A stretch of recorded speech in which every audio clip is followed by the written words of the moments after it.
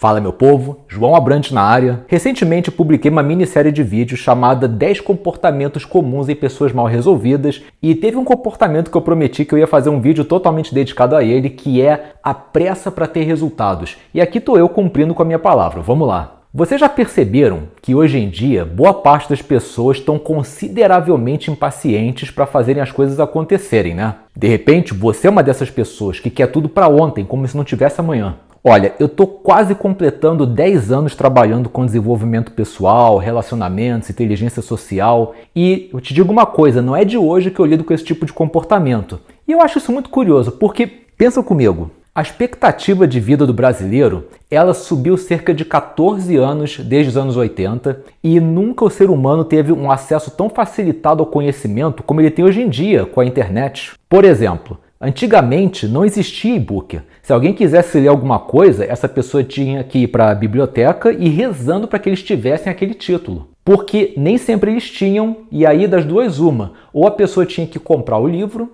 ou então ela jogava a toalha, desistia. Hoje, quase todo livro que a humanidade já escreveu pode ser encontrado online e por um valor muito mais em conta que o do físico. Isso se ele não for de graça, né? E mais, olha a quantidade de graduações e pós-graduações que hoje em dia podem ser feitas à distância, no conforto de casa e por um valor muito mais em conta que o presencial. Em alguns casos, você pode até mesmo estudar fora. Eu mesmo já fiz cursos na Universidade da Pensilvânia, na Universidade da Carolina do Norte, na Universidade de Toronto, todos eles com certificados validados e sem a necessidade de eu sair do Brasil. Mas enfim, hoje em dia a gente tem acesso a várias facilidades que nossos pais, nossos avós não tiveram e uma coisa que eu acho que poucas pessoas param para pensar é que no caso deles, dos nossos antepassados, mesmo eles tendo uma qualidade de vida inferior, uma expectativa de vida menor e investindo uma quantidade bem maior de tempo, dinheiro e esforço para conseguir o que hoje em dia está a um smartphone de distância da gente, muitos deles se realizavam, conquistavam uma carreira, uma família, um patrimônio,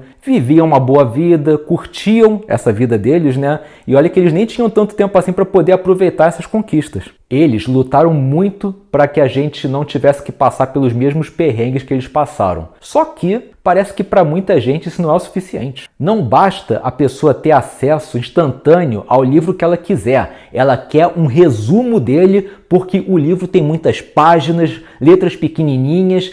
Vai levar muito tempo para ler. Não basta ela ter acesso a um curso completo que trabalha uma lacuna X no desenvolvimento dela. Porque o curso tem muitas horas, o professor fala muito, ela só quer uma resposta pontual para a dúvida específica que ela está tendo naquele momento. Ela não quer compreender a estrutura por trás daquilo, o que muito provavelmente ia ajudar ela a resolver todo e qualquer tipo de problema posterior relacionado àquele assunto e sem precisar de ficar dependendo dos outros. Não basta ela ter acesso ao Google. Alguém tem que fazer a pesquisa por ela e entregar essa informação na palma da mão dela, de preferência mastigada. Ela quer fortalecer a mente, mas não quer enfrentar a sombra dela. Ela quer aprender a cativar e influenciar pessoas, mas não quer estudar psicologia social. Ela quer alguém para namorar, mas não tem paciência para estudar a ciência por trás da atração e dos relacionamentos, e muito menos paciência para fazer concessões. As pessoas estão ficando cada vez mais viciadas em atalhos, dicas pontuais, frases prontas, rotinas, resumos e outros paliativos como técnica de PNL, técnica de hipnose, biohacking, etc. Por que será que o povo está tão impaciente assim? Qual o porquê dessa pressa? O que eles querem fazer com tanto tempo livre? Bom, para início de conversa, isso tem tudo a ver com aquele conflito entre as expectativas do inconsciente e a realidade do consciente. Como assim? O inconsciente, ele funciona de uma maneira bem diferente daquela do consciente. Primeiro porque tudo no inconsciente é possível. Você pode ser e conseguir o que você quiser. E segundo, porque o inconsciente processa o tempo de uma maneira bem curiosa. Aqui eu sempre cito o exemplo daquele sonho de 10 minutinhos que mais parece que durou horas ou então dias na tua mente. Você até leva um susto quando você acorda, olha para o relógio e viu que só passou 10 minutinhos. Mas é mais ou menos assim que o tempo funciona no inconsciente. Enquanto as nossas vontades só ficam no inconsciente, tudo vai dar certo e a melhor parte é que sempre você vai ter tempo de sobra para fazer tudo. Então, o que acontece? Quando essas pessoas começam a transferir esses objetivos da imaginação para a vida real, elas começam a perceber que aquilo, afinal de contas, não vai ser tão fácil ou tão rápido quanto elas imaginavam. Porque na vida real existem obstáculos. Na vida real, elas nem sempre vão ter condições de fazer tudo ao mesmo tempo. Nem tudo que elas gostariam de fazer. Elas fatalmente vão ter que fazer alguns sacrifícios, abrir mão de uma coisa em prol de outra.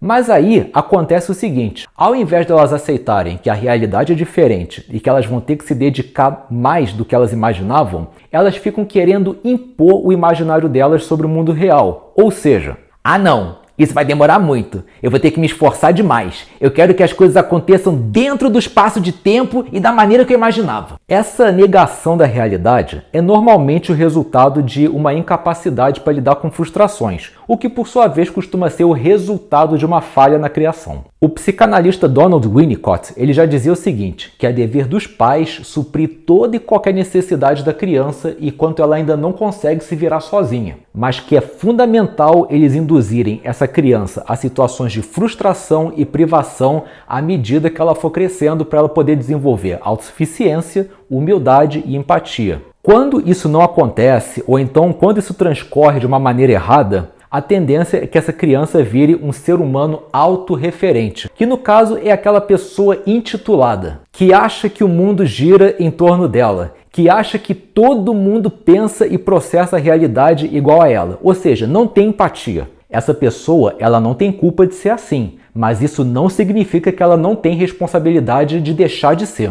Toda transformação ou conquista que é sólida, duradoura, exige tempo, esforço e, não raro, sacrifício. Hoje em dia, as pessoas têm mais tempo e mais facilidade para acessar os recursos que elas precisam, mas a parte de correr atrás, de dar 1000% e fazer acontecer, continua sendo responsabilidade delas. Imprevistos, obstáculos, inimigos fazem parte da jornada de todo e qualquer herói, tanto da vida real quanto da ficção. E é justamente por causa disso que eles desenvolvem maturidade, sabedoria, resiliência, empatia, poder de uma forma geral. Eu acho que o grande segredo é você encarar as barreiras da vida como degraus para poder chegar no topo, que nem no mito de Héracles, ou Hércules no romano, né? Vocês com certeza já ouviram falar nos 12 trabalhos de Héracles, mas o que poucos sabem é que ele só recebeu esse nome depois que ele concluiu esses 12 trabalhos. Antes disso, o nome dele era Alcides, e ele passou mais de 10 anos à mercê da madrasta dele, a Hera, que fez questão de fazer da vida dele um verdadeiro inferno. Imagina um semideus, dono de uma força descomunal, realizando tarefas que, ao mesmo tempo que eram muito difíceis, eram praticamente incompatíveis com o tipo de ser que ele era. Pensa comigo, um semideus correndo atrás de corça, correndo atrás de javali, limpando o estábulo, indo até o reino dos mortos para pegar um cachorro de 3 cabeças emprestado e depois devolver, colhendo frutinha de ouro. Isso, para um semideus, era humilhante. E a Hera sabia disso. Era justamente por isso que ela obrigava ele a fazer esses trabalhos, porque ela queria era acabar com a autoestima dele. Só que o que ela não esperava